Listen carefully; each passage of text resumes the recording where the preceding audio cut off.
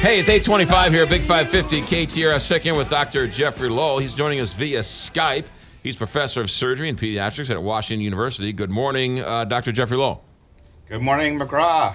Let's talk Chris Borland, an NFL linebacker, not well known, but he had a good first rookie year and millions to be made if he hung around for a couple of years, which he was clearly good enough to do. Decided to walk away, and the reason why? Health reasons. He was afraid of head injuries. And that's exactly it. I mean, he didn't have any health issues, and he hadn't had a concussion, apparently hadn't had a concussion during his first year with the 49ers playing NFL football. But I think he's a very smart guy, did a lot of analysis, recognized right now that the risk of long-term brain injury from playing in the NFL is a real number, like somewhere between 5% or some real number of long-term NFL players have chronic brain injury and or early Alzheimer's and other such related things, and decided it wasn't worth it. And over the first 24 hours since he's made that announcement, I think a lot of NFL players have supported him. There's been a number who have come out who have supported him. There's been a number of late 20s, early 30-year-old players that could have gone on and played, have decided to walk away. They've made enough money. We're also starting to hear that there are parents who are now not allowing their kids to play youth football. Youth football numbers are down. It sounds like the message is getting out, and that there's some real fear, and that parents are sort of choosing not to allow their kids to play football. I think that's true, and I think the NFL probably needs to get wise to this sooner versus later, because I've heard and read of people predicting that the NFL is going to be what boxing was 20 years ago, and boxing used to be this marquee sport that everyone followed, and now it's definitely not. Yeah. Dr. Lowell, I actually have a question that you hadn't planned on, but I was reading last week that we have so many more children in the hospitals right now because of the flu, maybe stomach flu actually especially. If you've got really itty-bitty babies, 3-year-olds with, let's say, stomach flu, what do you do? And are you seeing a lot more of that? I mean, it's hard to think, it's spring, it's 40, 50 degrees now. Yeah, it's a pretty cyclic kind of thing.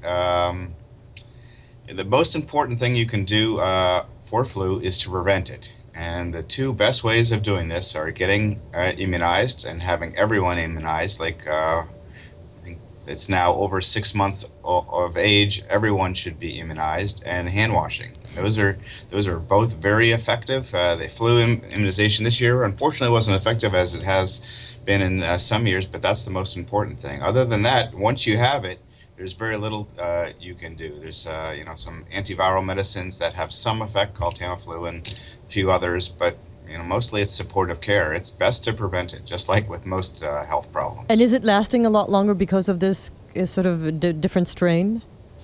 I don't think it's lasting any longer. It just it goes in cyclic peaks, and so you get people who are not immunized or are at risk of getting it, and they spread it to an entire class of kids or daycare or whatever. So 3-4 days perhaps to try to get over it, you think, for mummies and daddies?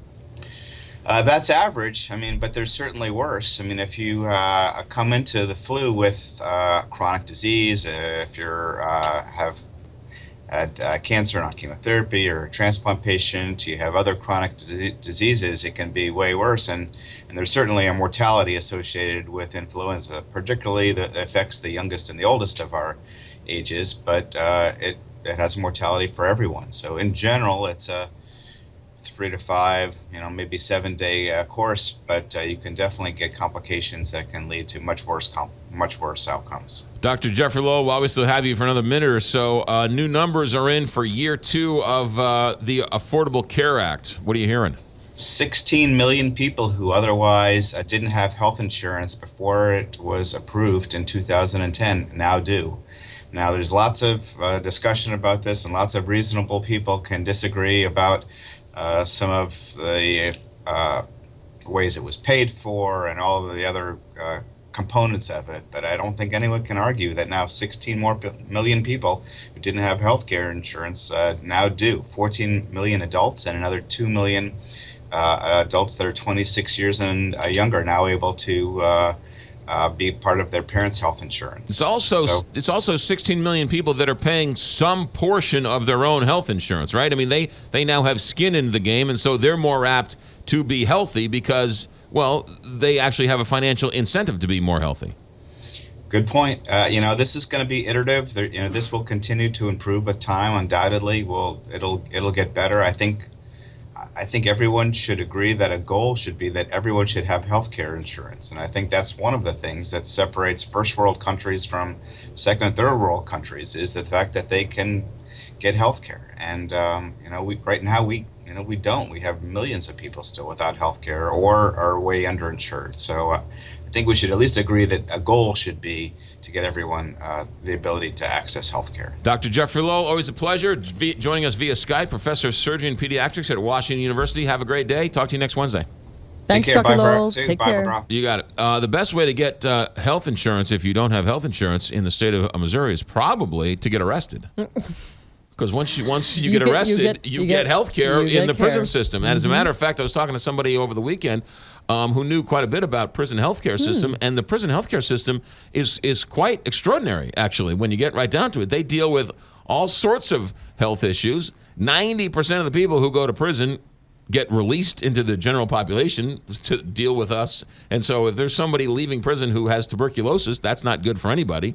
So it's treated, whether it's, some STD or something else or whatever, some chronic illness. The prison healthcare system is actually a pretty good healthcare system. Isn't that interesting? I So mean, you've if got to you get want- locked right. up to get good health care. So if you want to get some decent health care and you can't afford it and the state refuses to take the federal money available to help you to insure yourself, get arrested, because that sounds like a pretty good deal. I don't know that we should be really giving that advice. Well, I'm just McGrath. saying that's another option for you out there. Just one more option. Yes, there you go. 8:31 here, Big 550.